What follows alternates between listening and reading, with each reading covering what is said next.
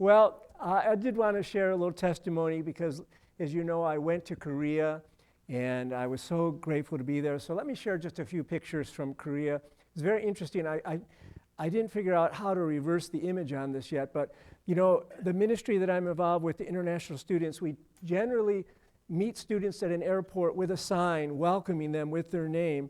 And so one of the students who returned home, Pyongan, met me at the airport. She handmade the IFI logo and put my name on it and greeted me like I was an international student coming to Korea. And I was like so blessed, so welcome. And then, you know what happened after that? Many times when we pick up a student at the airport, they are brought to an American home to be welcomed, to stay, or to have a meal. And so this is very unusual in Korea. She brought me to her home, next picture. And her mom had spent all day cooking, which I didn't want to happen, but you know, I was so welcomed into the home. And so I felt like, oh, this is what an international student feels like when they're welcomed in the United States. It was so wonderful. So I was so glad. Next picture, let's see.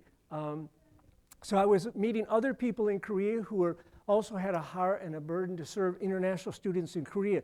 In Korea, there are now 300,000 international students. They're aggressively inviting and encouraging international students to come to Korea.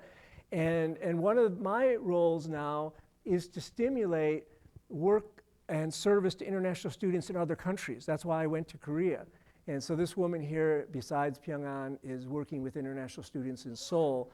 And we had a great interaction. Next picture. So one of the things that is true in Korea and Japan particularly is a lot of social isolation. A lot of people who withdraw into the rooms because it's very hard to connect with people. In fact, one of the return students that I met shared with me that her best friend was an AI bot. In other words, she would get on the computer and talk to an AI, artificial intelligence.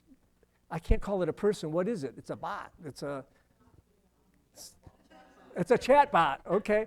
And she would talk to the chat bot because she had no one to talk to. But there was a ministry that developed there that I saw that wanted to get people out of their rooms by teaching them how to draw pictures and art. And so I went to this art studio with all these isolated people who came out of the rooms. And this guy who I met, I'm not an artist. And so, but as soon as I saw this diagram, I said, I understand that the darkness in the bottom going to the light in the upper, with the cross there, that he was able to show how he came out of the darkness into the glorious light of Jesus Christ. And it was he drew this picture, so beautiful. Okay, next picture. This is the IFI staff person who is working in Korea, the woman. Her name is Lindsay. She married a Chinese guy who has been in Korea, serving in Korea.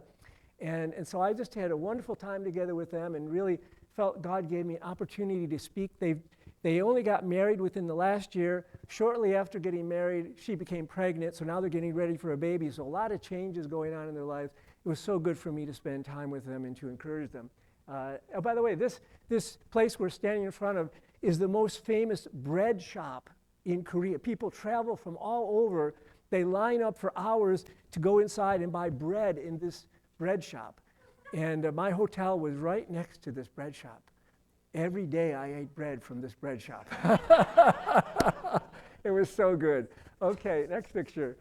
I spoke at this conference. There is a group that is the oldest group in Korea that's been ministering to international students, created by scientists and engineers.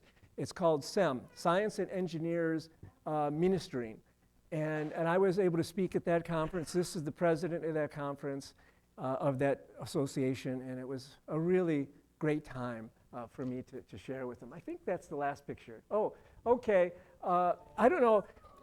Okay, one cultural thing, which I really enjoy trying different foods. I enjoy seafood. I enjoy octopus. But this is a video. Can you show the video? If you watch it, oh, you can't?